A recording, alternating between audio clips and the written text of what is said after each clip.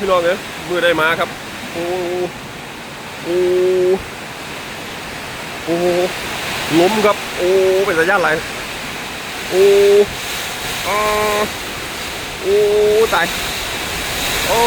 พี่น้องโอ้โหโอ้โอ้โอ้ยเห็นผมอยู่ยังไงเนาะแบบนั้นเนาะอันนี้มาบ้านหลังไหนครับโอ้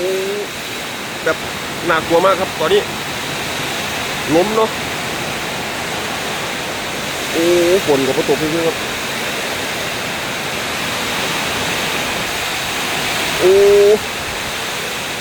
อาจารย์งานสร้างครับโอ้เนาะล้มครับล้มโอ้บ้านหลังนอกโมรู้ว่าเป็นยังไงครับมันล้มแบบนี้เนาะไม่อยากคิดเลยครับโอ้เป็นระยะอะไรครับพวกล้มครับ